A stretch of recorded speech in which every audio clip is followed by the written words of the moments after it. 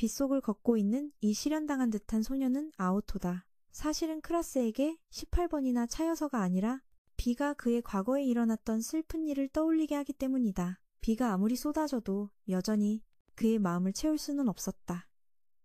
그는 아무것도 못 본 척하며 계속 걸어갔다. 그의 등 뒤에는 주인공처럼 보이는 두 아이가 있었다. 파란머리고 다른 한 명은 빨간머리다. 아오토는 그 후 기차에 올라탔고 갑자기 한 남자가 기차칸 앞으로 서둘러 걸어 나왔다. 그는 무언가를 중얼거리며 자신이 사는 이 쓰레기 같은 세상을 바꾸고 싶다고 했다. 그의 손에서 불이 피어오르기 시작하자 주위 사람들은 겁에 질렸다. 우연히 그 모습은 두 아이와 아오토의 눈에 띄었다. 그 불을 쓰는 미치광이 근처에 미처 도망치지 못한 소녀가 있었다. 그는 소녀에게 성스러운 문이 존재한다고 믿냐고 물었다. 소녀가 어리둥절하며 이 남자가 약이라도 한 건가 싶어 하자 불을 쓰는 남자가 그녀에게 지식을 전파했다. 먼 옛날 세계의 세계가 하나로 합쳐지면서 인간에게 6가지 이 능력을 부여했다. 그때부터 진정한 능력자들은 성스러운 문에 초대받았는데 그곳은 모든 소원이 이루어지는 곳이었다. 그는 자신이 약을 한 게 아니라 이건 동화 같은 이야기라고 주장했다. 요컨대 이 남자는 자신처럼 힘을 가진 자들을 능력 없는 자들이 숭배하기를 원했다. 한 아저씨가 도망치려 하자 즉시 재로 변해버렸다. 불을 쓰는 남자는 눈 하나 깜빡하지 않고 사람을 죽이며 옳다고 생각하는지 웃기까지 했다. 그가 소녀에게 손을 대려 할 때 아오토가 나섰다. 그의 손에도 능력이 있는 것을 볼 수 있었다. 불을 쓰는 남자는 그를 어댑터라 부르며 불을 쏘았지만 그는 물로 막아냈다. 그가 공격하려 달려들자 아오토는 손에 든 물을 칼로 만들어 미치광이의 배를 베어버렸다. 그때 두 아이가 나타났다. 파란머리 소녀는 자신을 세계평의회에서 왔다고 밝히며 아오토를 체포하려 했다. 하지만 행동에 나서기도 전에 안내 방송이 울려 퍼졌다. 논촌이 위치에 진입하여 구역 구축을 시작했다. 아오토와 두 아이를 위한 가상 대결장이 만들어졌다. 하지만 아오토는 싸우지 않고 떠나기로 결심했다.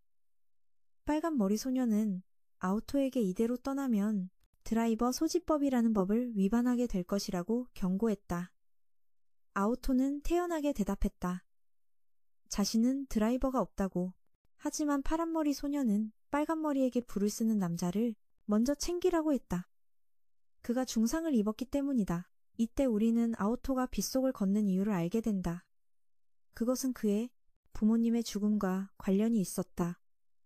의문의 꼬마아이가 다시 아오토 앞에 나타났다. 꼬마아이는 성스러운 문이 항상 아오토 앞에 나타났는데도 그가 잡을 줄을 몰랐다고 경고했다. 세계평의회 학원에서 전철 사건이 학원 전체에 알려졌다. 두 아이는 범인을 잡았다는 이유로 뜻하지 않게 모두에게 칭찬을 받았다. 둘은 서둘러 엘리베이터에 탔다. 그들은 아오토의 정체에 대해 궁금해하고 있었다. 엘리베이터 문을 나서자마자 파란머리가 빨간머리에게 장난치며 달리자고 했다. 빨간머리는 여전히 아오토가 드라이버를 가지고 있지 않다는 것을 믿지 않았고 파란머리는 아오토에게서 살기 어린 눈빛만 느꼈다. 그 후 둘은 한 경기장으로 달려갔다. 그 후 본이라는 신수가 나타났다. 그것은 전철 사고에 대한 보안 카메라를 확인했다. 영상을 다시 보던 파란머리는 아오토의 눈에서 고통을 느꼈다. 그녀는 그가 성스러운 문을 봤다고 생각했다. 하지만 빨간머리는 여전히 그것이 허황되고 사실이 아니라고 생각했다. 이때 우리는 빨간머리가 아카네이고 파란머리가 미도리라는 것을 알게 된다. 미도리는 아카네가 성스러운 문을 믿지 않는다면 왜 이곳에 들어왔겠냐며 그의 마음이 복잡할 거라 생각했다. 같은 시각평의회에서는 공격자가 2년 전 인간계에 취업계약을 하러 온 악마라는 사실이 알려졌다. 생긴 신경장애 문제와 관련이 있을 수 있다. 백발의 남자는 유일이라는 소녀에게 그가 저지른 일을 바탕으로 그에 대한 처벌을 내리라고 했다. 아오토에 대해서는 아직 신원을 밝혀내지 못했으며 백발의 남자는 그를 찾아 학원으로 영입하고 싶어 했다. 대부분의 사람들은 아오토가 뿜어내는 살기를 좋아하지 않았지만 백발의 남자가 그들을 안심시켜 모두가 따르기로 했다. 아오토가 다니는 학교에서 그는 차가운 성격이라 음식도 차갑게 먹는다. 라면에 얼음을 넣다니 정말 답이 없다. 주위를 둘러보면 아오토가 학교에서 고립되어 있다는 것을 알 수 있다. 그가 자신의 부모를 직접 죽였다는 소문이 있다. 그들은 근거 없는 말을 믿고 아오토를 괴물이라고 불렀다. 아오토는 비를 매우 싫어하지만 비가 더 거세지기를 바랐다. 그는 모든 것을 휩쓸어갈 홍수가 되기를 원했지만 그것은 그의 내면의 증오의 불꽃을 끌 수는 없었다. 학원으로 돌아와 아카네와 미도리는 스승을 만나러 갔다. 아카네가 건방진 말투로 말하자 스승에게 벌을 받았다. 둘이 불려온 것은 아오토의 일 때문이었다. 아카네의 스승은 아오토가 나중에 둘의 동료가 될 것이라고 말했다. 학원에서 그에게 영입 제안서를 보냈지만 그가 거절했기 때문에 둘에게는 아오토를 설득해 학원에 참여시키는 임무가 주어졌다. 물의 요정이 이미 움직였기 때문에 그들은 서둘러야 했다. 아오토라는 이름을 듣자 아카네는 매우 익숙하다고 느꼈다. 그의 스승에 따르면 4년 전 아오토는 자신의 부모를 살해하면서 언론을 떠들썩하게 만들었다. 한편 아오토는 물의 요정을 만났다. 그녀가 이곳에 온 것은 이번이 처음이 아니었다. 이전의 초대와 마찬가지로 그의 대답은 여전히 거절이었다. 하지만 물의 요정은 자신이 그를 구원할 수 있다고 생각해서 그가 학원에 한번 와보기를 원했다. 그 후 아오토는 학원의 교장인 아서와 만났다. 그는 바로 본론으로 들어가 장치를 하나 건넸다. 이것은 드라이버라고 불린다. 이 드라이버는 오직 그를 위해 특별히 설계되었다. 아서에 따르면 그의 힘이 더 큰 힘들을 한 곳으로 끌어모으고 있다고 한다. 강력한 적을 만났을 때 드라이버의 지원 없이는 목숨을 부지하기 어려울 것이다. 하지만 아오토는 거절하고 떠났다. 아서는 이것이 사실이며 그 진실을 알고 싶다면 다시 자신을 찾아오라고 말했다. 방을 나오자 아오토는 아카네와 미도리와 다시 마주쳤다. 물론 그들은 그를 학원으로 영입하기 위해 온 것이었다. 학원에서는 학생들이 학생 대신 어댑터라고 불린다는 것을 알게 된다. 미도리는 아오토에게 학원을 둘러보자고 제안하지만 아카네는 바로 본론으로 들어갔다. 그의 일은 그를 초대하는 것이고 수락 여부는 상관없다는 식이었다. 아오토는 대충 대답하고 떠났다. 미도리가 성스러운 문을 언급하며 그가 그것을 봤을 거라고 확신했다. 아오토는 여러 번 봤다고 인정했다. 하지만 그것에 닿아서 빌 소원이 없다고 했다. 이때 아카네의 막말이 다시 터져나왔다. 그는 아오토의 사건에 대해 들었지만 그것이 사실이든 아니든 상관하지 않는다고 했다. 그는 단지 아오토가 어떤 사람인지 알고 싶을 뿐이었다. 그 막말에 아오토는 자신이 직접 부모님에게 손을 댔다고 직설적으로 말하고 떠났다. 굵은 빗방울이 여전히 떨어지는 가운데 이전의 꼬마아이가 다시 나타났다. 아오토가 무엇을 원하냐고 묻자 아이는 그저 웃었다. 꼬마아이는 아오토가 거짓말쟁이라는 것을 알고 있었다. 그가 그들을 죽였다고 말했지만 사실은 그렇지 않았다. 그가 뜨거운 음식을 먹지 못하는 것은 부모님이 한 번도 그에게 요리를 해준 적이 없기 때문이다. 겉으로는 차갑지만 속으로는 매우 결핍되어 있었다. 꼬마아이가 어떻게 아냐고? 바로 그가 모든 것을 목격했기 때문이다. 4년 전 아오토에게는 정말로 가족이 있었다. 하지만 부모님은 그보다 남동생을 더 사랑했다. 부모가 동생을 편애하는 것은 그럴 수 있지만 이들은 아예 창고를 지어 아오토를 가족과 분리시켰다. 음식은 수프와 빵뿐으로 감옥과 다를 바 없었다. 아오토는 그렇게 외롭게 하루하루를 보냈다. 폭풍우가 치던 어느 날 그의 음식을 들개가 먹어버렸다. 그는 아까워하지 않고 그냥 줘버렸다. 갑자기 남동생이 나타났다. 그는 아오토가 소리치고 싶어 한다는 것을 알았다. 그는 아오토가 그 두 사람을 죽이고 싶어 한다는 것을 알았다. 그는 아오토의 마음속 깊은 냉기를 느꼈다. 그는 그를 구할 수 있었지만 그러고 싶지 않았다. 그는 아오토가 절망 속에서 발버둥치기를 원했고 꼬마아이는 모든 것을 지켜봤다. 한편 아서는 성스러운 문에 닿았다. 그리고 그가 안으로 들어갔을 때 그곳의 세계는 바로 종말이었다. 붉은 불꽃은 우리를 아카네의 이야기로 데려간다. 어렸을 때 그는 아버지가 훈련하는 것을 보는 것을 아주 좋아했다. 아버지의 불꽃은 그에게 따뜻함을 전해주었다. 또한 아버지의 불꽃은 어린 아카네가 자신의 길을 찾도록 비춰주는 빛이었다. 그의 돌아가신 아버지가 이루지 못한 그 길을. 꿈에서 깨어난 아카네는 미도리와 물의 요정을 다시 만났다. 물의 요정은 그에게 물을 뿌려 정신 차리게 하려 했지만 그는 매우 불쾌해하며 떠났다. 그날 아오토가 한 말이 여전히 그를 불편하게 했다. 아카네는 가족을 전부로 여기지만 아오토는 그것을 경멸하기 때문이었다. 게다가 둘은 너무나 다른 불과 물이었다.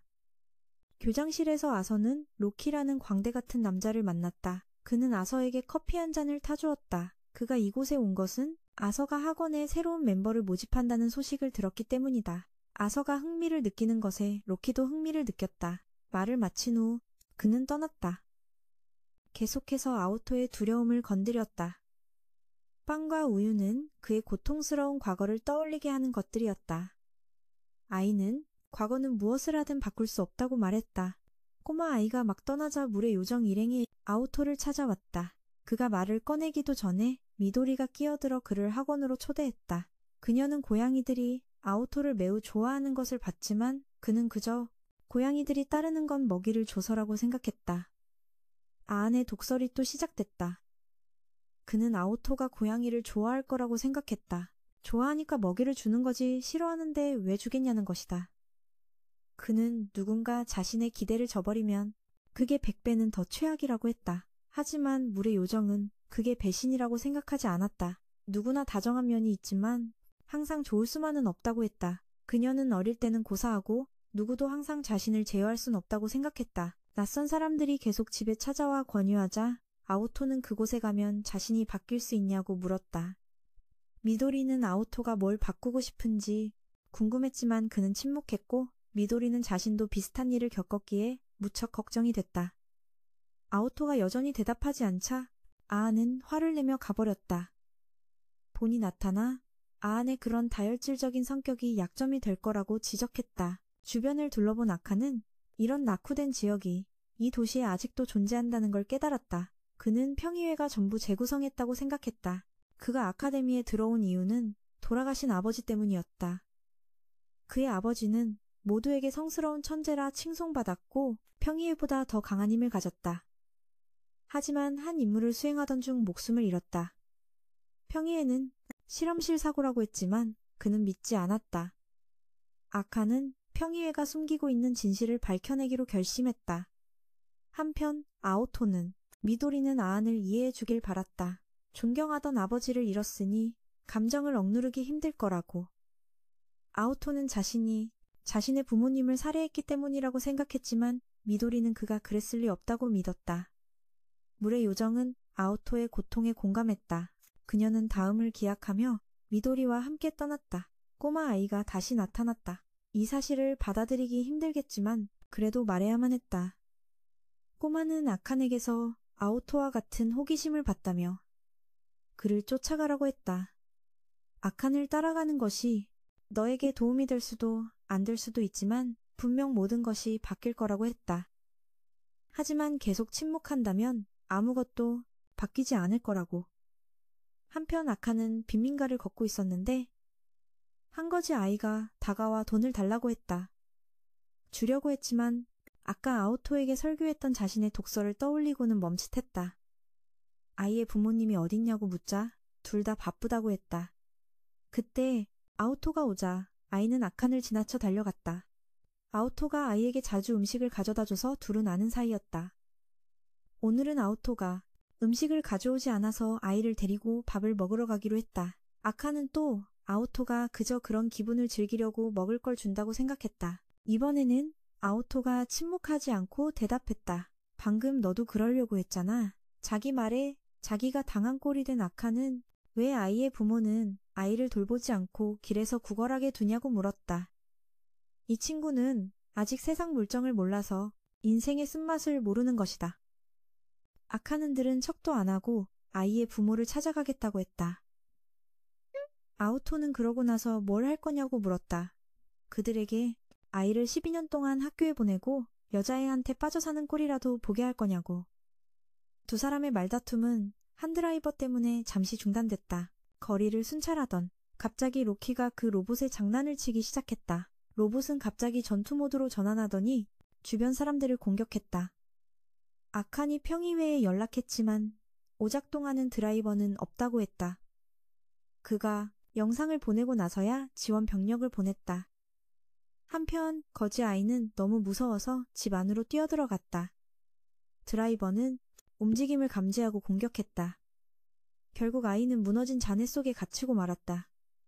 그때 아이의 아버지가 절뚝이며 다가왔다. 아들을 구하고 싶었지만 다리 때문에 그럴 수 없었다. 아칸은 그저 서서 빨리 아들을 구하라고 소리만 질렀다. 잠시 후 평의회에서 구역이 구축되었다고 알렸다. 그러자 결투장이 나타났다. 미도리도 지원하러 왔다. 아칸은 아우토에게 먼저 가서 불부터 끄라고 했다. 그는 아우토에게 드라이버도 건넸다. 아우토는 그걸 받고 달려갔다. 그때 아칸과 미도리는 자신들의 드라이버를 기동했다. 미도리의 것은 창이었고 아칸의 것은 건틀릿이었다. 밖에서는 아우토도 드라이버를 사용했는데 그것은 검이었다. 그가 한번 휘두르자 불을 끄는 비가 내렸다. 로봇을 처리한 후 아칸과 미도리가 아이를 구하러 나섰다. 아칸은 눈에 무슨 문제라도 있는지 아이 아버지에게 달려가 따져 묻기 시작했다. 왜 자기 아들을 구하지 않았냐고. 아우토가 설명해주고 나서야 그는 이해했다. 그 절뚝이는 다리는 가스 폭발 사고의 결과였다. 그 이후로 아버지는 불을 무서워하게 됐다. 그것을 무의식적인 공포라고 한다. 아버지는 자신이 아들을 구해야 한다는 걸 인식했지만 그 무의식이 이성을 압도해 그러지 못했던 것이다. 아우토는 어렸을 때 그것에 대해 배웠기 때문에 잘 이해했다. 아들의 목소리를 듣고서야 아버지는 정신을 차렸다. 아들에게 기어가려 했지만 아들은 아버지를 무서워했다. 그 사건 이후로 그는 아들에게 계속 사과했다. 이 광경을 보고서야 아안의 뇌세포 몇 개가 활동하기 시작했다. 그는 아이에게 지금 무서워하면 평생 후회할 테니 아버지에게 다가가라고 조언했다. 아우토도 아이를 설득했고 아이는 아버지에게 달려갔다. 꼬마 아이가 다시 아우토 옆에 나타났다. 아이는 아우토의 논리를 반박하기 시작했다. 인식이 올바른 사람이라고 해서 꼭 좋은 사람은 아니라고. 무의식 중에 좋지 않은 행동을 할 수도 있기 때문이다. 꼬마는 아우토의 인식이 매우 순수하지만 그를 버린 사람들에 의해 이미 더럽혀졌다고 했다. 꼬마는 그 가족에게서 배신당한 건 아우토뿐만 아니라 그의 남동생도 마찬가지라고 했다. 아우토는 그 비오던 날을 다시 떠올렸다. 그때 그는 부모님의 비명소리를 들었고 달려갔을 땐 이미 돌아가신 후였다. 남동생은 빗속에 서서 핏자국을 씻어내고 있었다. 그의 얼굴은 아우토를 보면서도 무표정했다. 그는 작별 인사를 하고 떠났다. 아우토는 급히 달려가 동생의 손을 잡았을 때 성스러운 문을 보았다. 결국 그는 동생을 붙잡지 못했다. 현재로 돌아와 아우토는 아카데미에 들어가기로 결심했다. 아서는 두 가지 좋은 소식이 한꺼번에 생겨 매우 기뻐했다. 첫째는 아우토가 아카데미에 온 것. 둘째는 그가 성스러운 문을 여는 열쇠를 찾았고 그 열쇠가 그들을 그곳으로 이끌 것이라는 점이었다. 모두들 풀어야 할 의문이 있었기에 기뻐했다. 세 사람이 떠난 후 아서는 로키와 또 다른 한 명인 아우스를 불렀다. 아우스는 생각을 읽는 능력이 있는 듯했다. 그래서 그는 성스러운 문으로 가는 열쇠에 대해 이미 알고 있었다. 아우스는 평의회가 이 일을 반대할 거라고 확신했다. 아서는 이건 제안이 아니라 통보라고 했다. 반대하든 말든 자신은 행동할 거라고. 로키는 아서의 뜻에 따랐지만 아우스는 아직 확신하지 못했다. 하지만 아서의 단호한 표정을 보고 그를 따르기로 했다. 아서는 어떤 대가를 치르더라도 그를 돕겠다고 약속했다. 아서는 회의를 열기 위해 자리를 떴다. 다른 한편 미도리는 오늘 평소보다 더 열심히 훈련하고 있었다. 아우토와 꼬마 아이는 멀리서 지켜봤다. 아이는 미도리가 무의식과 의식 사이에서 싸우고 있다고 했다. 미도리의 마음속에는 더 강해지고 싶다는 생각뿐이었고 종료 신호가 울린 후에도 계속 공격했다. 선생님이 나타나고 나서야 미도리는 멈췄다. 그날 밤 아카데미 전체가 아우토를 위한 환영 파티를 열었다. 미도리가 그에게 음식을 가져다 줬지만 그는 뜨거운 음식을 먹을 수 없다며 거절했다. 그의 마음은 항상 온기를 거부했다. 또한 두려웠기 때문이다. 친절함과 편안함이 무엇인지 알게 되면 자신을 억제하지 못하고 그것을 갈망하게 될까봐. 그때 한 여학생이 실수로 물잔을 깨뜨려 아우토의 생각을 방해했다. 잠시 후 바로 그 여학생이 다가와 물었다. 아우토가 성스러운 문을 찾는 이유가 무엇인지. 아오토가 대답하고 싶어 하지 않자 미도리가 대화에 끼어들었다. 파티가 끝나고 미도리와 아칸만 남아 청소를 하게 됐다. 가위바위보를 해서 진 사람이 남기로 했는데 미도리만 져서 아칸이 그녀를 돕기 위해 남아야 했다. 그는 왜 그녀가 항상 서두르며 가장 먼저 돌아가고 싶어 하는지 궁금했다. 그때 미도리가 자신의 이야기를 꺼내기 시작했다. 어렸을 때 미도리에게는 아주 친한 친구가 있었다. 둘은 항상 여름 축제에 같이 가곤 했다. 둘 다 이야기를 통해 성스러운 문에 대해 들었다. 그때 미도리는 빌고 싶은 소원이 없었지만 그녀의 친구는 둘의 우정이 영원하기만을 바랐다. 미도리도 그 친구에게 약속했다. 하지만 미도리는 그저 약속 하나 때문에 그 친구의 마음이 눈멀게 될 줄은 전혀 몰랐다. 어른이 되어서도 미도리와 그 친구는 친하게 지냈다. 학년 초에 미도리는 아직 낯설어 했지만 점차 새로운 친구들을 많이 사귀게 되었다. 그리고 미도리와 그 친구의 거리는 점점 멀어졌다. 그리고 그의 여름 축제가 다가왔을 때 미도리는 친구들과 함께 갈 계획을 세웠고 그 친구도 초대하고 싶었다. 함께 집에 가던 길에 미도리는 그 친구를 초대했다. 하지만 그 친구는 미도리 외에는 아무도 알고 싶지 않다며 미도리 한 명이면 충분하다고 했다. 미도리의 마음속에서 첫 번째가 되고 싶었던 것이다. 친구는 어릴 적 둘의 약속을 다시 언급했다. 미도리가 망설이는 모습을 보이자 친구는 실망하며 떠났다. 그날 밤 미도리는 문자로 사과했다. 하지만 친구는 여름 축제에 가지 않고 소원을 이룰 수 있는 곳으로 가겠다고 했다. 미도리가 어디로 가냐고 물었지만 답장을 받지 못했다. 그리고 축제날이 되었다.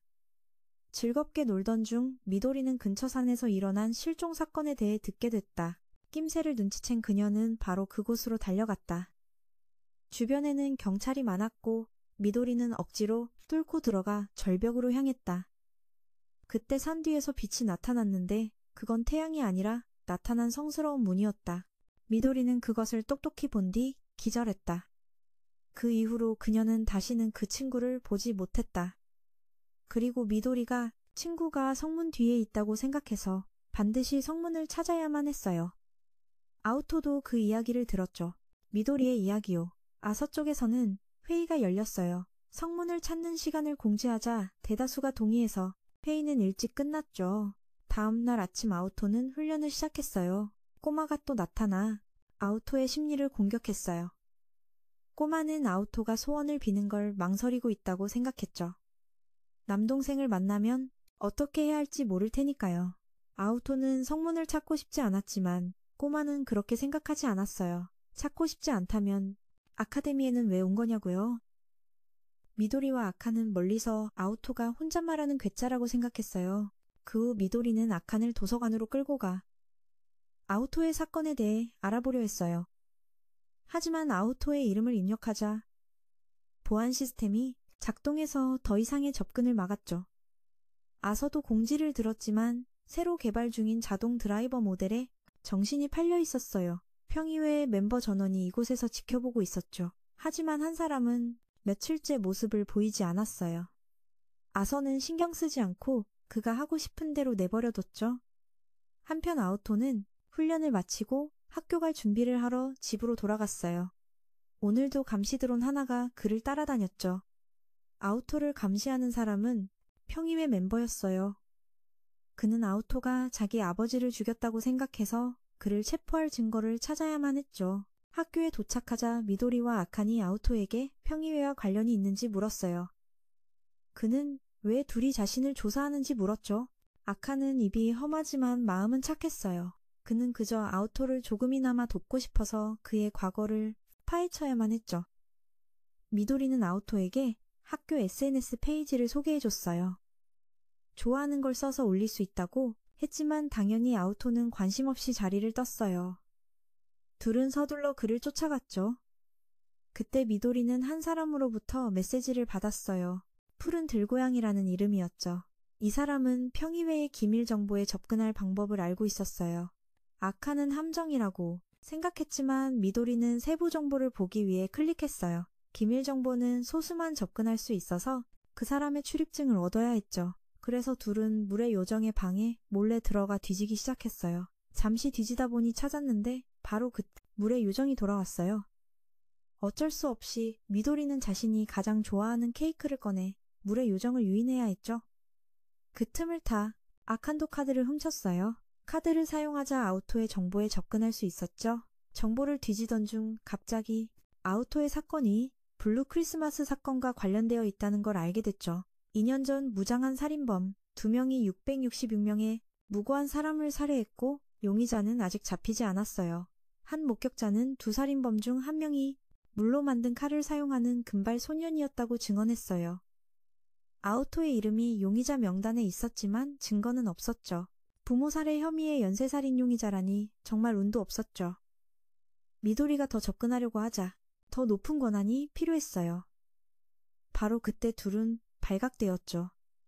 아카는 그가 아서 팀의 멤버인 배우라는 걸 알아봤어요. 한편 아우토는 들고양이로부터 다시 메시지를 받았어요. 그는 아우토의 정체를 알고 있었고 블루 크리스마스가 다시 한번 일어나길 바랐죠. 아우토는 그를 찾으러 주소지로 향했어요. 다시 블루 크리스마스 사건이 일어났을 때로 돌아가 보죠. 여느 때와 같은 크리스마스 밤, 갑자기 쇼핑몰 전체가 푸른색으로 변했어요. 그리고 위에서 아우토가 나타났죠. 경비원이 다가오자 그는 칼을 한번 휘둘러 그를 죽였어요. 그리고 아우토는 주변을 학살하기 시작했죠. 그는 얼음을 사용해 사람들의 퇴로를 막았어요. 피바다를 지켜보던 중 한 사람이 두려움 없이 아우토에게 다가갔어요. 그는 아우토가 눈 하나 깜짝 않고 살인을 저지르는 모습에 감탄했어요. 그래서 아우토는 그의 입을 찢고 동료로 받아들였죠. 그 후 둘은 계속해서 학살을 이어갔어요. 그때 배우와 그의 아버지도 그곳에 있었죠. 아우토가 그를 발견하자 그의 아버지는 자신을 희생해 아들을 구했어요. 다행인지 불행인지 아서가 도착해 생존자들을 구했죠. 아우토만 확인했고 다른 한 명은 아직 찾지 못했어요. 그는 금발의 푸른 눈을 가진 그 녀석이 바로 아우토라고 확신했죠. 부탁했지만 아카는 아우토의 결백을 증명하고 싶을 뿐이었어요. 배우가 감시 카메라를 확인했지만 신호가 끊겨 있었죠. 하지만 미도리는 휴대폰을 통해 그의 위치를 알았어요. 그들은 아우토가 블루 크리스마스 사건이 있었던 쇼핑몰 페어에 있다는 것을 발견했죠. 한편 아우토는 그 들고양이와 마주쳤어요. 그는 아우토를 다시 만나 매우 기뻐했지만 아우토는 그를 기억하지 못했죠. 그는 붙잡힌 후 수많은 실험을 당했지만 아우토가 다시 나타날 날을 기다렸다고 했어요. 그는 아우토가 많이 변했다고 느꼈어요. 그는 이 녀석이 성자의 천재 딩거라는 것을 알아봤어요. 미도리도 그가 자신에게 메시지를 보냈던 푸른 들고양이라는 것을 알았죠. 그가 무언가 알고 있다는 것을 알아차린 배우는 그가 모든 것을 털어놓게 만들기로 결심했어요. 딩거는 수많은 드라이버를 불렀고 성자의 천재에게 맞서는 건 멍청한 짓이라고 생각했죠. 배우는 포위당하자 악한 일행에게 도움을 청해야 했어요. 넷은 흩어져서 처리하기 시작했죠. 아우토는 딩거에게 달려들어 싸웠어요. 사랑하는 사람을 착각했다고 생각해서 장난칠 마음이 사라졌어요. 그 후 딩거는 실험 중인 드라이버 모델을 소환해 아우토와 싸우게 했어요. 프로토타입이라 아직 결함이 많았죠. 아우토는 쉽게 제어 마스크를 부숴 무력화시켰어요. 딩거도 그 틈을 탔던하면서 아우토를 넘버 2라고 불렀어요. 자신이 범인이라고 인정하려 했지만 아칸이 끼어들었어요. 네가 한 게 아니면 인정하지 말라고요. 그때 그 드라이버가 다시 작동하기 시작했어요. 주변을 살피더니 아우토를 주인으로 인식했죠. 그 후 미도리는 아우토와 새로운 멤버의 사진을 찍어 SNS에 자랑하자고 제안했어요. 올리자마자 물의 요정이 바로 좋아요를 눌렀고 이번에는 아우토도 미소를 지었어요. 멀리서 아우토의 동생이 모든 것을 지켜보고 있었죠. 그 후 며칠 동안 아우토 일행은 훈련을 위해 버려진 구역으로 가게 되었어요. 본에 따르면 그곳은 평의회가 통제할 수 없는 곳이라고 했죠. 도착한 곳은 풀이 무성할 정도로 황량했어요. 아카는 이게 훈련이라면 왜 감독관이 없냐고 의아해했죠. 그때 진이라는 남자애도 도착해서 아칸에게 마음에 안 들면 그냥 돌아가라고 했어요. 그래서 둘은 또다시 말다툼을 시작했죠. 잠시 후 진지팀도 도착했어요. 이 아이는 히카리, 그리고 이쪽은 유카리예요. 유카리는 아우토에게 꽤 흥미를 보였죠. 두 그룹이 모두 모이자 그들은 버려진 구역으로 들어갔어요. 일행은 말머리탈을 쓴 사람을 만났지만 사람을 잘못 봤다고 생각하고 그를 지나쳤어요. 그 사람이 자신들의 감독관이라고 말하자 그제야 멈춰섰죠. 진지는 훈련을 하고 싶어 안달이 나서 베디에게 빨리 시작해달라고 요청했죠. 그러자 그녀는 즉시 임무를 내렸어요. 그룹은 두 팀으로 나뉘어 그녀가 지정한 집결 지점으로 가야 했죠. 그 후 그들은 흩어지기 시작했어요. 그룹은 숲속으로 들어가 배우와 또 다른 한 사람과 마주쳤어요. 이것이 그룹의 첫 번째 시험이었죠. 이 남자는 푸이며 그들은 그와 1대1 대결에서 이겨야 했어요. 그러자 스모 경기장이 세워졌죠. 그룹은 펠루를 쓰러뜨려야만 계속 나아갈 수 있었어요. 기세등등하게 아카는 바로 위솥을 벗고 덤벼들었어요. 둘 다 혈기왕성한 모습을 보며 미도리는 그들이 곧 친해질 거라고 생각했어요. 남자들은 싸우면서 친해지는 법이니까요. 미도리가 아우토를 보니 그도 싸울 준비를 하며 위솥을 벗고 있었어요. 2라운드에서 아우토 그룹은 OX 퀴즈에 답해야 했어요. 질문은 다음과 같았죠. 바이러스와 폭주기 가위바위보를 하면 바이러스는 뭘 낼까? 아카는 바위를 선택했다가 바로 진흙을 뒤집었었고 아우토는 바이러스는 아무것도 내지 않기 때문에 정답을 맞췄어요. 얼굴을 씻던 중 아카는 아버지가 그에게 주셨던 목걸이를 다시 쳐다봤어요. 아카는 항상 불꽃의 흔적을 쫓았죠. 아무리 시간이 흘러도 그 불타오르는 이미지는 그의 기억 속에 깊이 새겨져 있었어요. 뒤에서 나뭇가지가 부러지는 소리에 아카는 깜짝 놀라 돌아봤어요. 소녀도 놀라서 나무에서 떨어졌죠. 아카는 너무 서두르다 강에 빠졌어요. 자신의 상태는 신경 쓰지 않고 소녀가 괜찮은지 먼저 물었죠. 소녀는 그 모습을 보고 웃음을 터뜨렸어요. 그 후 둘은 앉아서 이야기를 나눴죠. 그녀는 목걸이를 보고 아칸이 그것을 매우 소중히 여긴다는 것을 알 수 있었어요. 그것은 아버지의 유품이었으니 당연했죠. 소녀는 아칸에게 이 목걸이와 친구들 사이에서 무엇을 선택할 거냐고 물었어요. 아칸은 꽤 터무니없는 비교라고 생각했어요. 그녀는 그가 지켜야 할 소중한 것이 있어서 매우 부럽다고 했어요. 그때 미도리와 아우토가 오자 갑자기 아칸 옆에 있던 소녀가 사라졌어요. 그녀는 한 무리의 사람들과 함께 덤불 속에 숨어 아우토 일행을 살피고 있었죠. 평의회 쪽에서도 아우토 일행을 관찰하고 있었어요. 평의회 일부는 아서의 훈련 방식에 불만을 품었죠. 보기에는 그저 그들을 놀게 해주는 것 같았기 때문이에요. 해가 산 너머로 지자 아우토 일행은 집결 지점에 도착했어요. 그 후 진해 그룹도 막 도착했죠. 모두 베디에게 먼저 목욕하라는 말을 들었어요. 의문의 소녀를 만난 일을 이야기했어요. 휴식을 마친 후 모두 회의를 위해 모였죠. 그들은 모두 이 훈련의 의미를 이해하지 못했는데 그때 베디가 저도 몰라요. 그녀는 아서의 말을 전했습니다. 모든 선택에는 그에 따르는 결과가 있다고. 그리고 그녀는 계속해서 양쪽 그룹에게 임무를 내렸습니다. 이번에는 모두가 밤중에 기차역까지 알아서 돌아와야 합니다. 그때 그들은 다시 수인, 무리와 마주쳤고 한 놈이 염소로 변해 덤벼들었습니다. 미도리는 이 수인들이 세컨드 카인드라 불리는 것을 알아차렸습니다. 그들은 힘을 추구하며 종족의 장벽을 넘어 성스러운 문에 도달하려는 자들입니다. 미도리에 따르면 보통 그들은 이렇게 호전적이지 않지만 임무는 역에 도착하는 것이었기에 후퇴하기로 했습니다. 가는 길에 아카는 숲속의 소녀 때문에 일행과 떨어졌습니다. 역에 거의 다다랐을 때 오토는 아칸이 사라진 것을 깨닫고 미도리와 함께 아칸을 찾으러 돌아갔습니다. 동지회 측에서는 지원을 요청하자고 제안했지만 아서는 베디가 있으니 걱정할 필요 없다고 했습니다. 치는 아이들이 베디가 올 때까지 버티지 못할까봐 걱정했고 오스와 루키도 관찰하러 왔습니다.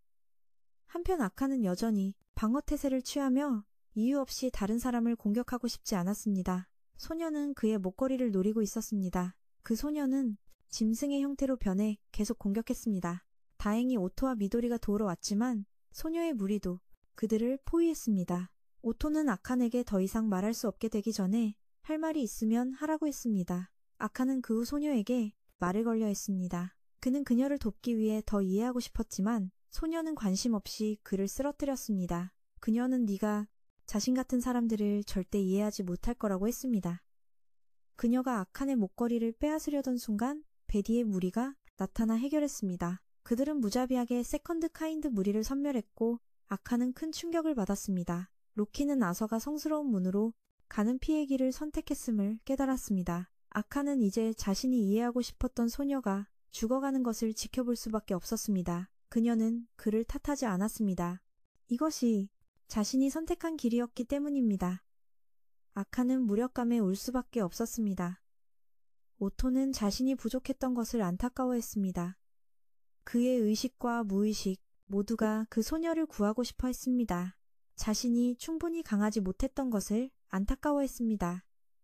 고위 간부들의 평의회 회의에서 아서는 다음과 같이 설명했습니다. 마지막으로 성스러운 문이 열렸을 때 세계의 세계가 하나로 합쳐져 모든 세계가 혼란에 빠졌습니다. 그런 일이 일어난 것은 모두가 자기 자신과 자신들의 세계에만 관심을 가졌기 때문입니다. 평의회 의원이 그에게 다음 계획을 묻자 그는 푸른 크리스마스와 같은 비극이 다시 일어나는 것을 막겠다고 약속했습니다. 학원은 아서가 가장 재능 있는 어댑터들을 모아 성스러운 문으로 가는 여정을 돕게 하기 위해 대가도 크다고 경고했습니다. 로키와 오스도 밖에서 회의를 지켜보고 있었습니다. 학원으로 돌아온 아서는 다시 멤버들을 모아 자신의 계획을 이야기하고 모두에게 도움을 요청했습니다. 물론 그들은 모두 그를 따르기로 했습니다. 한 멤버가 아서에게 성스러운 문에 도착하면 무엇을 할 거냐고 물었습니다. 아서는 이 세계를 원래의 모습으로 되돌릴 것이라고 말했습니다. 성스러운 문은 그곳을 통과하는 누구에게나 세계를 재구성할 수 있는 힘을 부여합니다. 그는 그 힘을 사용해 자신이 해야 할 일을 할 것입니다. 혼자서는 성스러운 문으로 나아갈 수 없기에 그는 재능 있는 사람들을 이곳에 모아 그곳으로 나아가는 데 도움을 받으려 한 것입니다. 회의 후 배우가 오토 일행을 찾아왔습니다. 사람은 달리기 경주를 하고 있었고 미도리가 또 1등을 했습니다. 배우는 아서가 그들을 보고 싶어 한다는 소식을 전했습니다. 그는 또한 성스러운 문과 세 사람의 소원이 곧 이루어질 것이라고 언급했습니다. 미도리와 아칸이 막 떠나자 그 꼬마가 다시 나타나 오토를 만났습니다. 그는 오토에게 소원을 정했는지 물었습니다. 그는 소원이 진짜인지 아닌지 확신할 수 없었지만 적어도 아무것도 하지 않는 것보다는 낫다고 생각했습니다. 그는 오토의 변화에 기뻐하며 그가 앞으로 갈 길에는 많은 고통이 기다리고 있을 것이라고 경고했습니다. 그리고 마지막으로 그는 과거와 미래 중 무엇을 바꾸고 싶은지 물었습니다. 꼬마에게 대답하기도 전에 오토는 아서를 만나러 갔습니다. 그는 바로 본론으로 들어가 세 사람에게 성스러운 문으로 가는 여정에 참여해달라고 요청했습니다. 그들 외에도 진지 일행과 학원의 다른 몇몇 멤버들도 함께할 것입니다. 아서는 이 세계의 왕이 될 것입니다. 그가 이 세계를 지배하게 되면 그의 친구가 세상 모든 사람에게 행복을 가져다 줄 것입니다.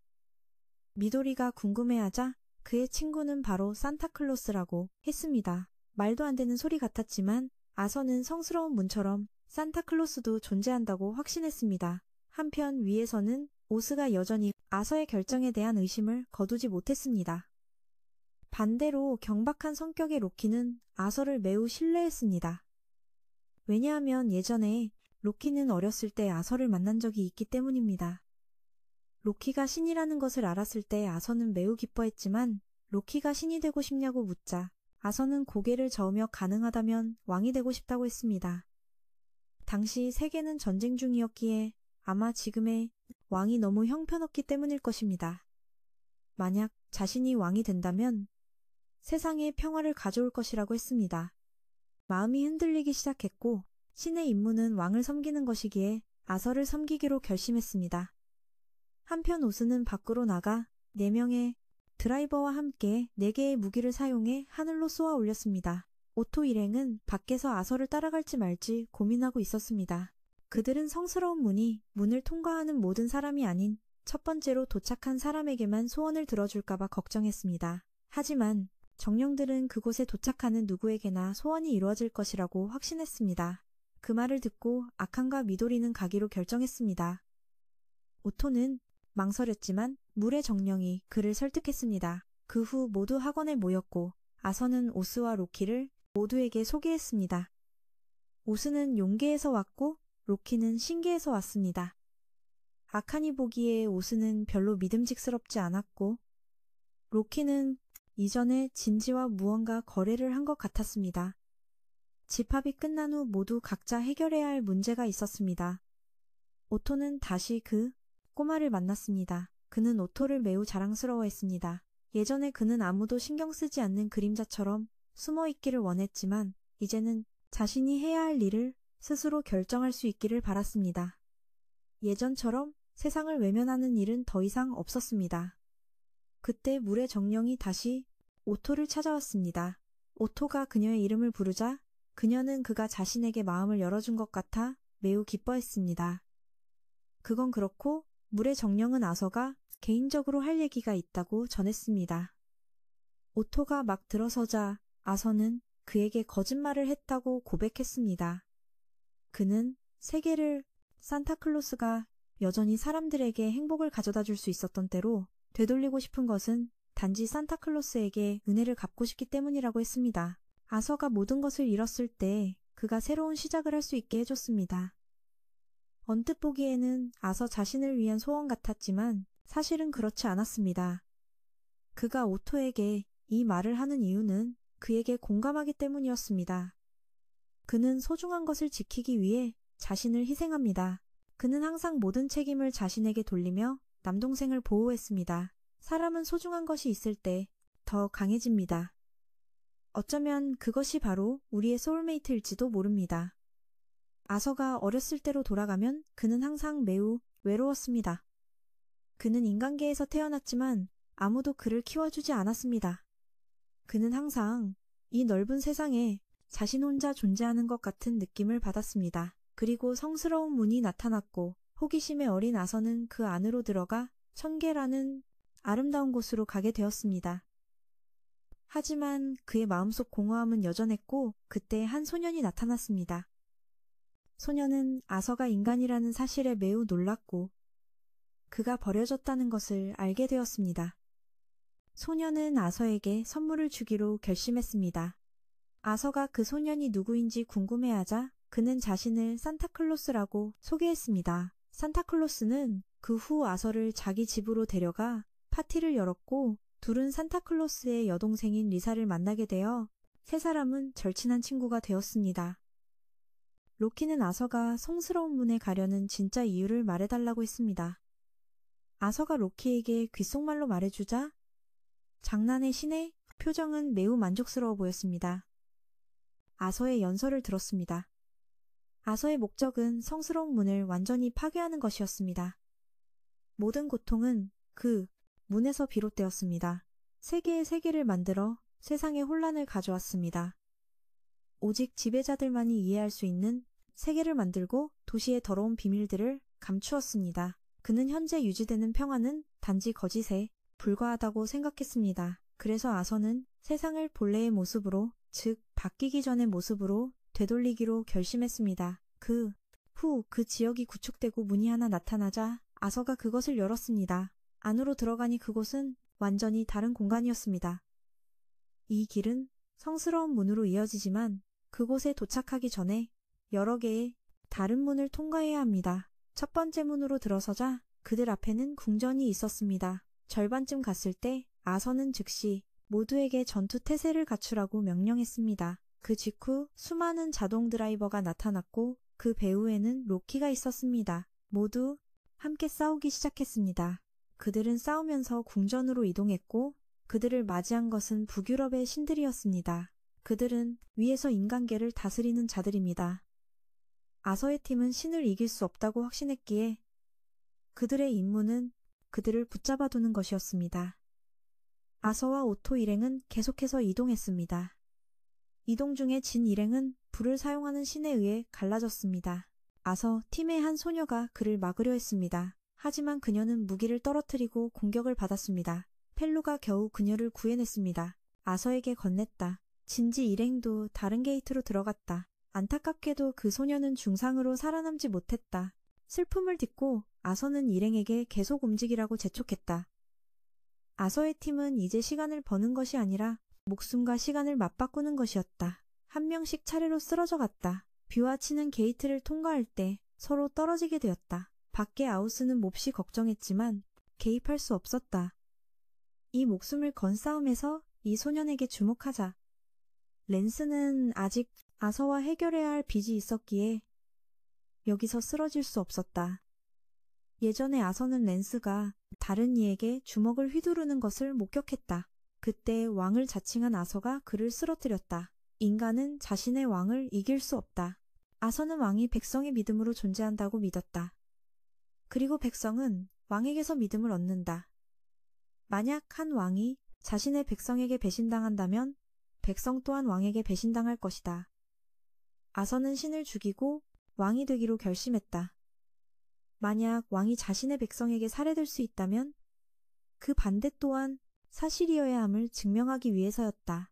그래서 그는 랜스가 직접 아서를 죽이게 할 단 하나의 목적으로 그를 팀에 초대했다. 그러니 랜스는 아서 앞에 있는 신에게 쓰러질 이유가 없었다. 그는 트리와 다시 만났고 그녀는 상황을 알리자마자 정신을 잃고 쓰러졌다. 미도리는 너무 많은 희생을 목격하고 겁에 질렸고 아서는 그 모든 것이 자신이 짊어져야 할 잘못임을 조용히 인정했다. 일행은 모두의 믿음을 저버리지 않기 위해 계속 나아갔다. 한편 로키는 아서를 위한 특별한 선물을 준비하기 위해 실험실로 돌아갔다. 다시 게이트 안쪽으로 돌아가자 모두가 쓰러져 있었고 랜스와 뷰만이 겨우 버티고 있었다. 반면 신들은 흠집 하나 없었고 랜스는 1대 6으로 싸울 작정이었지만 그가 싸울 준비를 하자 신들은 떠나버렸다. 그들의 계약이 이곳에서 끝났기 때문이다. 아서가 성스러운 게이트에 가까워지고 있다는 것을 안랜스는 매우 기뻐했지만 신들은 그것이 실수라고 경고했다. 한편 아서는 계속 나아가기 위해 게이트 하나를 파괴했다. 이 중력장을 통과하면 그들은 성스러운 게이트에 도달할 것이다. 아서가 문에 손을 대고 열자마자 갑자기 드라이버가 그를 안으로 끌어당겼다. 이 드라이버는 4개의 원소를 소유한 특별한 녀석이었다. 아서는 겨우 힘겹게 그것을 쓰러뜨렸다. 쉴 틈도 없이 로키가 다시 나타났다. 그의 손에는 검이 들려 있었고 아서 쪽으로 천천히 끌고 왔다. 로키는 아서의 말을 되뇌었다. 모든 선택에는 대가가 따르는 법. 하지만 이번에는 그 대가가 좀 컸다. 로키는 여전히 아서에게 2가지 선택지를 주었다. 첫째는 이 검을 들고 자신의 왕이 되는 것. 둘째는 이곳에 목숨을 버리는 것. 밖에서는 아우토 일행이 게이트를 열 방법을 찾고 있었다. 잠시 후 랜스도 도착했다. 모든 이야기를 들은 후 랜스는 아서를 믿기로 결정했다. 그는 쉽게 죽을 사람이 아니기 때문이었다. 말이 끝나자마자 게이트가 열렸다. 아서의 손에는 로키의 검이 들려 있었다. 랜스는 성공했다고 생각하며 속으로 기뻐했지만 아서가 주저없이 그를 찌를 줄은 누가 알았겠는가. 로키가 아서의 바로 뒤에 나타났다. 게이트가 서서히 닫히고 무너지기 시작하며 아우토 일행을 땅속 깊이 가라앉혔고 지상에는 탑 하나가 솟아올랐다. 아주 오래전 한 오만한 자가 부른 하늘 끝까지 닿는 탑을 세웠다. 신들이 군림하는 곳까지. 그리고 그때 신들은 인류에게 분수를 알게 하려고 벌을 내렸다. 그리고 지금 성스러운 게이트 신의 영토가 또다시 다른 자에게 노려지고 있다. 이것은 또한 그가 악명 높은 신에게 대항하며 스스로를 벌하는 방식이었다. 한 인간으로서 왕은 어둠 속으로 잠겼다. 성스러운 게이트의 문턱 바로 앞에서 아서는 로키와 다시 만났다. 그는 아서의 동료들의 헛된 희생을 상기시키고 아서의 의지를 꺾어 자신이 그를 쉽게 조종할 수 있도록 하려고 온 것이었다. 도시에서는 전면적인 통행금 지령이 내려져 모든 시민은 필수적인 일이 없으면 외출이 금지되었다. 신은 민심의 동요를 막기 위해 시스템 오류를 핑계로 댔다. 하지만 실제로는 상황이 그보다 더 심각했다. 아우스는 고위 평의회에 소환되어 신문을 받았다. 아우스는 아서가 성스러운 게이트를 파괴하려 한 것이 평의회에 대한 쿠데타 음모라고 생각하여 그들을 대신해 아서를 벌했다. 하지만 아우스가 북쪽의 신들을 부른 것을 평의회는 받아들일 수 없었다. 아우스는 로키도 있었기 때문에 감히 불렀다고 주장했다. 평의회는 아우스에게 인내심을 잃고 로키를 소환하려 했다. 말이 나오자마자 기만의 신이 나타났다. 그는 아서의 쿠데타가 사실이며 자신이 아서를 처리하고 그의 모든 동맹을 제거했다고 확인해 주었다. 회의가 끝나자 아우스는 로키에게 모두의 죽음에 대해 따져 물었다. 로키가 진실을 말하든 말든 어차피 둘은 이제 한 배를 탄 사이였다. 그리고 로키는 아우스가 북쪽의 신들을 불렀기 때문에 그들이 죽었다고 그에게 책임을 돌렸다. 아우스는 원래 둘의 계획이 그렇지 않았기에 절망했다. 한편 기사단은 아서와 관련이 있다는 혐의로 한동안 몸을 숨겨야 했다. 요정들은 몰래 그들을 만나야 했다. 요정들에 따르면 평의회는 아직 아무런 움직임이 없으며 기사단을 경계하고 있을 뿐이었다. 물의 요정은 의심을 피하기 위해 약과 옷만 전해주고 서둘러 떠났다. 요정들이 떠나자 일행이 숨어있던 곳은 놀랍게도 산타클로스의 집이었다. 현재 상황을 다시 살펴보면 평의회는 여전히 아무런 움직임이 없었다. 진지는 아서가 랜스를 죽인 행동이 배신이라고 생각했다. 미도리와 아카는 아서가 그럴 리 없다고 확신했다. 그가 배신자의 친구라는 사실 때문에 진지는 그를 믿기 어려웠다. 산타클로스는 진지에게 자신이 왜 그들이 위험에 처했을 때 제때 나타났는지 아냐고 물었다. 그것은 아이들을 구해달라는 아서와의 약속 때문이었다. 한편 로키는 실험실에 가서 모두에게 준비하라고 지시했다. 곧 엄청난 비극이 일어날 것이며 이번에는 로키가 비극의 위작이 흥을 돋우러 왔고 A본의 시인 셰익스피어. 한편 아우스는 자신이 간접적인 원인이었다고 생각하며 괴로워하고 있었다. 아이들을 죽였다고 생각하며 괴로워하고 있었다. 누군가 그에게 물을 가져다 주었고 미도리를 알아보았다. 깊은 밤 산타클로스는 아우토 일행에게 평의회가 숨겨온 푸른 크리스마스의 진실에 대해 알려주었다. 또한 아칸의 아버지의 죽음과 미도리의 친구가 있는 곳에 대한 정보도 있었다. 많이 알지는 못했지만 평의회가 이 일들을 숨기는 것을 도운 사람이 로키라는 것은 알고 있었다. 푸른 크리스마스 사건 이후 노엘은 비밀리에 로키를 감시해왔다. 기만의 신은 평의회 전체를 조종하고 있었다. 노엘은 그가 그러는 동기가 성스러운 게이트를 열어 세상을 재창조하려는 것이라고 생각했다. 그렇게 해서 그가 얻는 이득은 없을 것이다.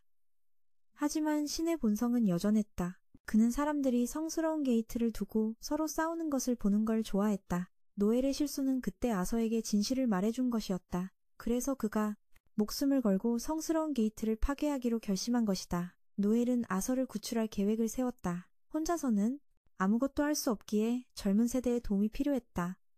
이것은 그들에게 죽으러 가라고 하는 것과 다름없었다.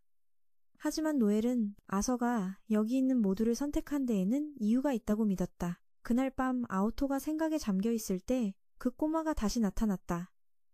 그는 또다시 그의 결점을 지적했다. 생각만 하고 결정을 내리지 못한다는 것이었다. 그는 아우토에게 다시 한번 물었다. 미래를 바꾸고 싶은지 아니면 과거를 바꾸고 싶은지. 아우토는 둘 중 어느 것도 바꾸고 싶지 않다고 생각했다. 그가 사라지자 진지가 아우토를 찾아왔다.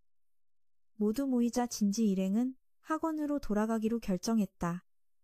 그들은 여전히 아서를 배신자라고 생각하며 노엘의 말을 믿지 않았다. 진지는 몇 가지를 확인한 후에 결정하고 싶어 했다. 반면 아카는 성스러운 게이트로 돌아가기로 선택했다.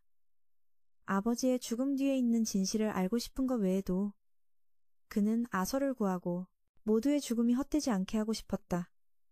당연히 아우토와 미도리는 아칸을 따를 것이다. 그렇게 두 그룹은 여기서 작별 인사를 했다. 물론 학원으로 돌아간 후 진지 일행은 신문을 받았다. 다른 사람을 배신자라고 부르더니 로키에게 아우토 일행의 은신처를 알려주었다. 하지만 그들이 도착했을 때 그곳은 은신처가 아니었다. 사실 산타클로스는 두수 앞을 내다보고 있었다. 그는 기억을 뒤섞는 술법을 사용했다. 그는 모두를 속였지만 진지는 아직 포기하지 않았다. 학원으로 돌아온 그는 요정들에게 아우토 일행이 로키에게 발각되었다고 거짓 정보를 흘려 요정들이 그들을 구하러 오게 만들었다. 요정들도 그 말을 믿고 확인하러 달려갔다가 발각되고 말았다. 즉시 구역 구축이 실행되었다.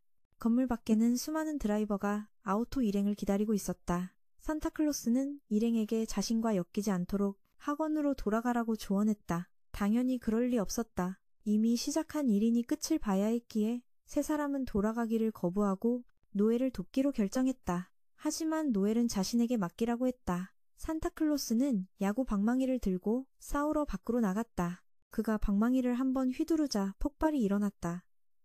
아우토 일행은 지하 파이프를 통해 빠져나갔다. 갑자기 아우토 일행은 요정들과 분리되어 다른 곳으로 이동되었다. 로키가 셰익스피어에게 이야기의 뒷부분을 쓰게 했고 아우토 일행은 그 이야기 속으로 빨려 들어갔다. 또 다른 세계. 모두가 드라이버로부터 도망쳐야 하는데 로키에게 조롱까지 당했다. 검은 호랑이가 나타나 셋은 구덩이에 빠졌다. 이제 그들은 어느 무대 위에 있었다. 아칸이 떠나려 하자 가상의 벽에 가로막혔다. 로키는 스피아에게 준비해달라고 부탁했다. 아서 일행이 즐길 만한 재미있는 연극 몇 편을 말이다. 그녀는 즉시 햄릿과 맥베스를 차례로 등장시켰다. 모두가 스피어의 연극단 소속 스타들이었다. 로키는 그녀에게 좀 더 파격적인 걸 원했다. 그러자 스피아가 펜을 휘두르기 시작했다. 첫 번째 연극은 아칸이라는 불타는 심장을 가진 소년에 관한 것이었다. 다음은 왕을 암살하려다 실패하고 붙잡힌 미도리였다. 마지막은 남자, 신데렐라 버전의 아서. 잘생겼지만 박복한 운명이었다. 스피아는 쓸수록 신이 났다. 아칸이 억지로 연기하는 모습에 보는 웃음을 참지 못했다. 그리고 아서, 로우가 아버지 역할로 등장했다. 그는 아칸을 귀족들에게 팔아넘겼다. 아칸이 그들을 만족시키지 못할 때마다 짓밟았다. 미도리는 여전히 감옥에서 처형날을 기다리고 있었고 병든 아서는 뭘 할 수 있었을까? 다시 아칸의 이야기로 돌아와서 어느 날 편지 한 통이 그 불행한 소년의 인생을 바꾸었다. 그것은 왕자가 아내를 고르는 무도의 초대장이었다. 아칸은 매우 기쁘면서도 슬펐다. 누더기 옷을 걸친 그가 무도회에 갈 옷이 어디 있겠는가. 그때 아서 로우가 마법사 역할로 나타났다. 로키는 이 부분이 지루하다며 스피아에게 더 재미있는 걸 생각해내라고 했다. 그녀가 생각하는 동안 무대 안이 갑자기 어두워졌고 익숙한 목소리가 그 마법사에게서 울려 퍼졌다. 그는 아들을 다시 만나게 되어 기쁘다고 말했다. 장면은 갑자기 무도회장으로 바뀌었다. 춤을 추던 중 아칸은 그가 아버지라는 것을 깨달았다. 한편 미도리는 감옥에서 탈출해 가장 친한 친구를 다시 만나러 갔다. 스피아와 로키가 이야기하는 틈을 타 아칸의 아버지는 그를 데리고 떠났다. 스피아는 멋진 연극을 생각해냈다. 아칸은 아서의 품에 안기고 미도리는 맥베스와 함께 도망친다.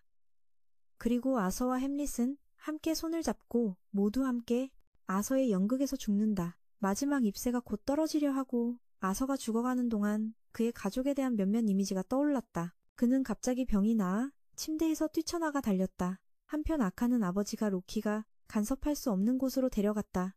아버지를 다시 만났을 때 그가 가장 먼저 한 일은 포옹이 아니라 분노의 주먹을 날리는 것이었다.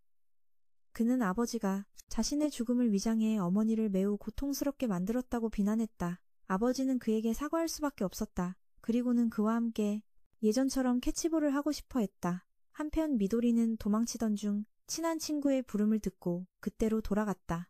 이번에는 미도리가 뒤쫓아가 친구를 만날 수 있었다. 둘은 다시 만나게 되어 매우 기뻐했다.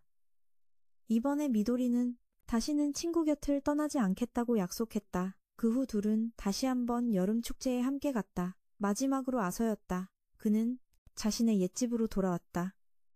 그의 남동생도 나타났다. 남동생은 그때 떠난 것을 후회하기 시작했다. 그는 부모님이 아서를 학대하는 것을 막지 못한 것을 사과했다.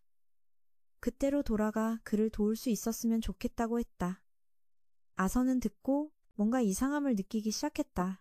예전에 그가 알던 동생은 전혀 이렇지 않았다. 그는 차갑고 무감각했으며 그를 경멸하는 태도를 보였는데 지금은 달콤한 말을 하고 있었다. 아서는 이것이 여전히 연극이라는 것을 즉시 깨달았다. 아칸 쪽도 마찬가지였다. 아버지와 캐치볼을 하는 동안 그의 아버지는 두 모자를 버린 것을 매우 후회하며 그의 꿈은 두 사람과 함께 행복하게 사는 것이라고 장황하게 늘어놓았다. 아칸은 이 사람이 자신이 존경하던 아버지가 아니라는 것을 깨달았다. 그는 그렇게 자신의 꿈을 버릴 사람이 아니었다.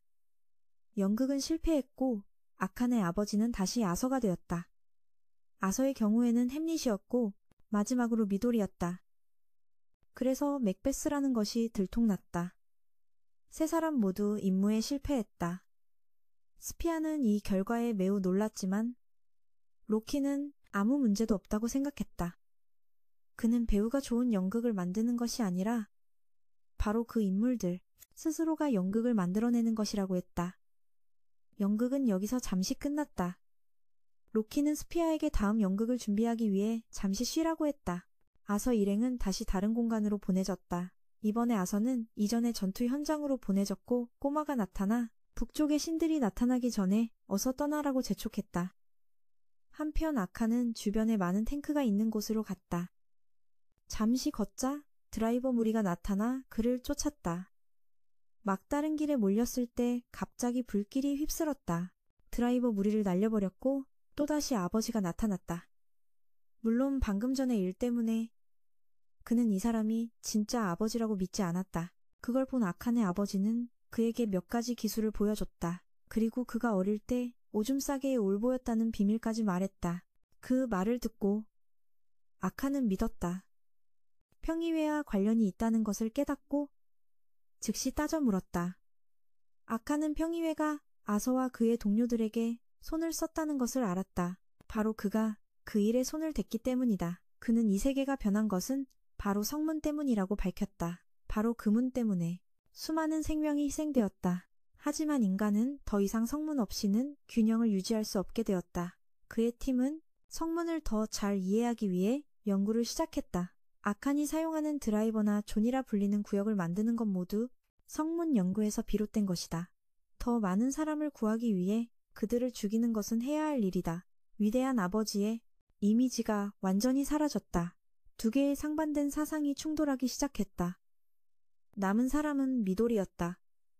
그녀는 어떤 유적지로 보내졌다. 걷고 있던 중 근처에서 폭발음을 듣고 확인하러 갔다.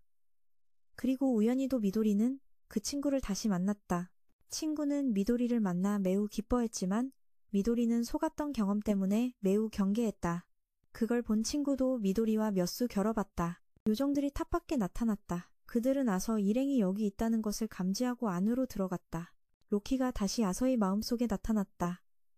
그는 아서에게 모든 진행 상황을 보여줬다. 로키는 아이들이 성공하더라도 북쪽의 신들이 그들을 막을 것이라고 말했다. 아서는 만약 그렇게 되면 로키의 계획이 실패할 것이라며 웃었. 로키는 그래도 괜찮다며 아서 일행을 이용해 세계를 재설정할 계획이라고 했다. 하지만 현재는 오직 한 명만이 문을 열 열쇠를 가지고 있다. 나머지 두 명이 열쇠를 얻으려면 절망이라는 감정을 겪어야 한다. 한편 우리의 친구는 평의회에 소환되었지만 신문 같은 건 없었다. 그들은 이제 더 이상 로키를 믿지 않으며 오즈는 쓸모 없어졌다고 했다. 그들에게 남은 방법은 진지에게 희망을 거는 것뿐이었다. 평의회는 청개와 마개 모두 각자의 움직임을 보이고 있으며 현재 성문에 도달할 수 있는 것은 진지뿐이라고 했다. 그의 친구들은 더 이상 그와 동행하지 않을 것이다. 히카리는 청개 사람들이 데리러 왔고 유카리도 마개 사람들이 찾아왔다. 산타클로스는 필요한 것을 찾은 듯 했지만 그보다 먼저 신이 그를 찾아냈다. 한편 미도리는 몇 수 결혼 후에 친구는 둘의 우정의 증표인 열쇠고리를 꺼내 보였다. 미도리는 이제야 친구를 알아봤지만 이 친구는 이미 달라져 있었다. 그녀는 미도리의 말에 대해 많이 생각했고 이제 새로운 동료들이 생겼으며 그녀 또한 도로시라는 이름을 갖게 되었다. 하지만 미도리는 여전히 예전의 말 때문에 죄책감을 느꼈다. 도로시는 서둘러 그녀를 안심시켰다. 두 사람이 마음을 터놓고 이야기하는 동안 북쪽의 신이 찾아왔다. 미도리는 이것이 자신만의 시련이라며 도로시에게 떠나라고 말했다. 그리고는 신이 쫓아오도록 유인하기 위해 달려갔다. 아칸 쪽도 마찬가지로 신이 나타나 두 부자의 싸움에 끼어들었다. 아버지는 즉시 드라이버 무리에게 아칸을 데리고 가게 했다. 그는 남은 드라이버를 합쳐 거대한 팔을 만들고 그것으로 신을 붙잡으려 했다. 몇 번의 회피 끝에 신은 붙잡혔지만 그것만으로는 신을 쓰러뜨리기에 충분하지 않았다. 신은 팔을 부수고 달려들어 아칸의 아버지를 찔렀다. 아버지는 즉시 그를 껴안았다. 그는 다시 한번 두 모자에게 사과하고 신과 함께 자폭했다. 한편 미도리는 막다른 길에 몰렸다. 신이 미도리를 향해 창을 던졌다. 도로시가 달려들어 그녀를 막아주고 절벽 아래로 밀어냈다. 도로시는 그렇게 떠나갔다. 그리고 도로시의 동료는 다름 아닌 오즈였다. 그리하여 남은 두 아이는 열쇠를 얻기 위해 절망이라는 감정을 겪었다. 남은 사람은 아서였다.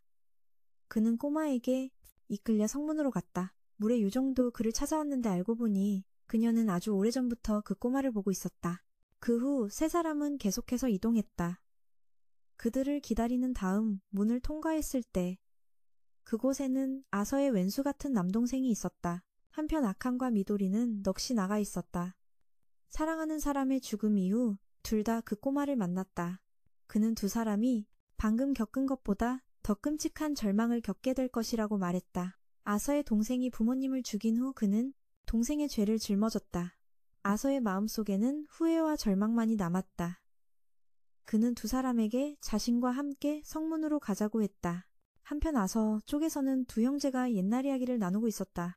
예전에 부모님은 두 형제에게 매우 엄격했다. 한 번은 동생이 잘못해서 비가 오는 날 나무에 묶였다. 아서는 미안하다고 말할 뿐 아무것도 할 수 없었다. 반대로 아서가 묶였을 때도 동생도 아무것도 할 수 없어 매우 슬퍼했다. 그래서 아서는 동생을 지키기 위해 모든 것을 했다. 그는 일부러 부모님께 반항하기 시작했고 부모님이 자신에게 화를 내도록 온갖 방법을 썼다. 그리고 동생은 아서가 매우 강하다는 것을 깨달았다. 어렸을 때 성스러운 문을 봤어.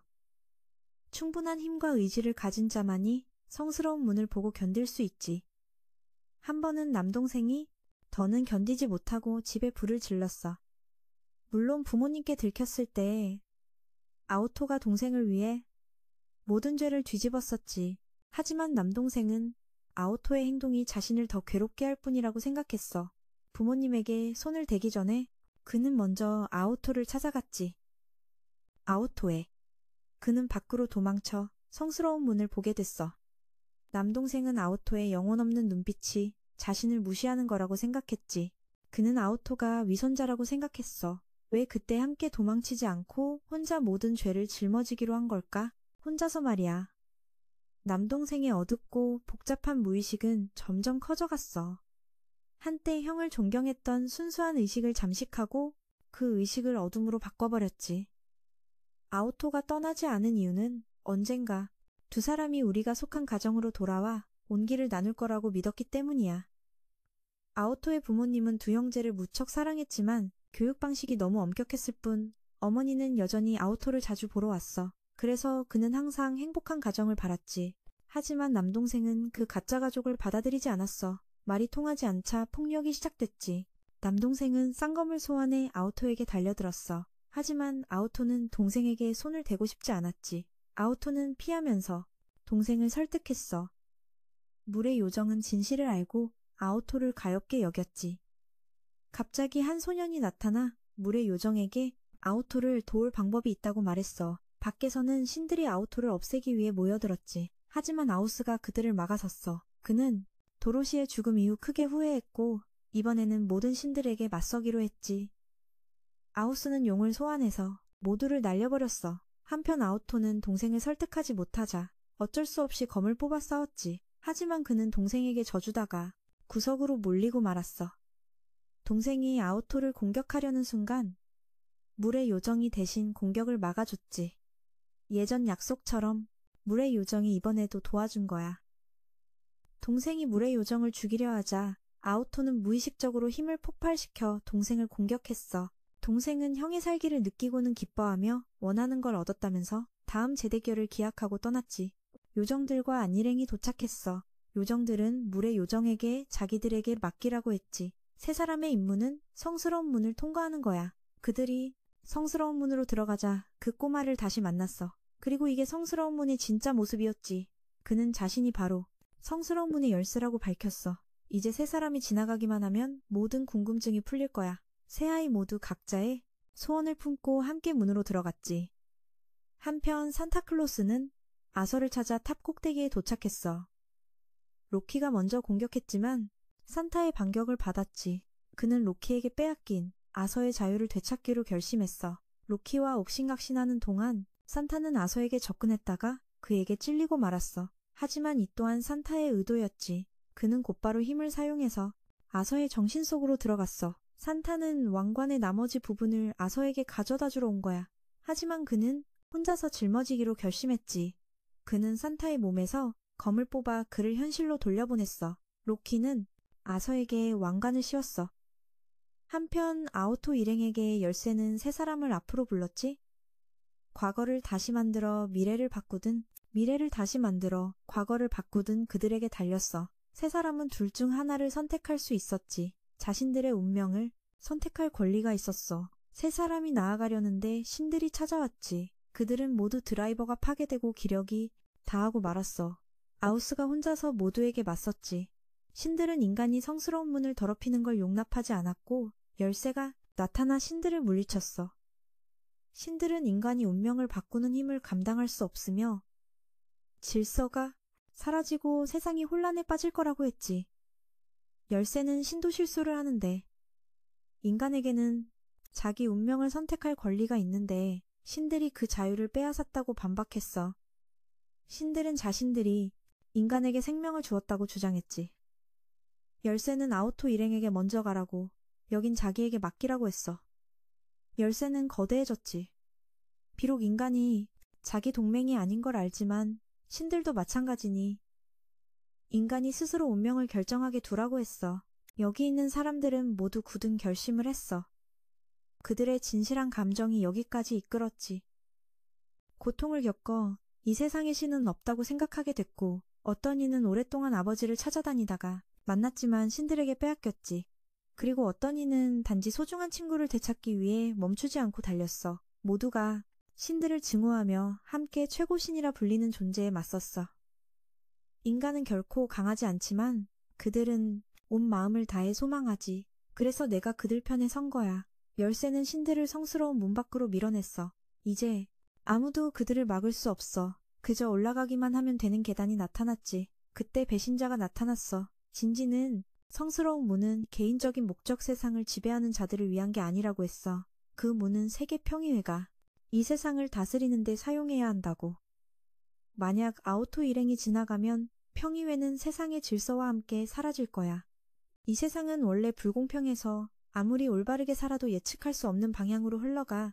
아무리 열심히 노력해도 이룰 수 없지. 결국에는 선택받은 자들만이 세상을 지배하게 돼. 하지만 바로 그 때문에 우리가 필요한 거야. 그들은 세상의 혼란을 평범하게 만들기 위해 평의회가 필요하지. 열쇠는 그래서 그들이 바꾸려는 거라고 했어.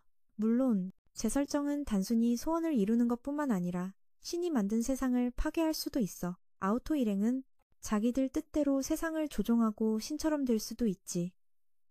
하지만 몇 가지 주의할 점이 있어. 모든 것이 원하는 대로 될 거고 세상을 지배할 수 있어. 아오토는 대부분의 소원은 이루어지지 않는다고 생각했어. 그래서 모든 걸 포기하며 살아왔지. 하지만 아서가 말했잖아.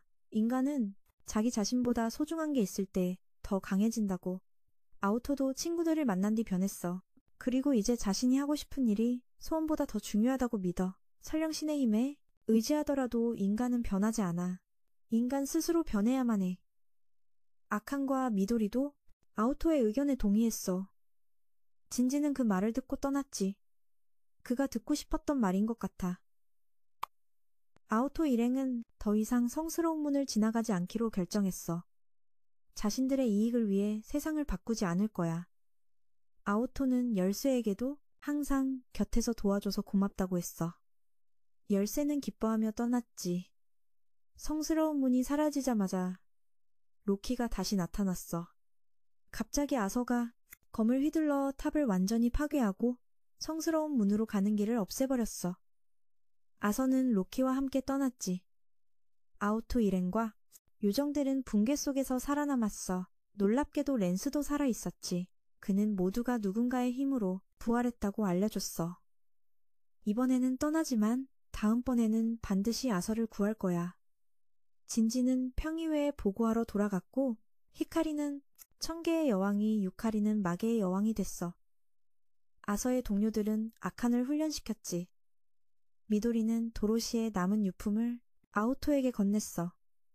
아오토는 물의 요정과 함께 시간을 보냈지. 이걸로 끝입니다. 영화는 여기까지. 안녕히 계세요. 예.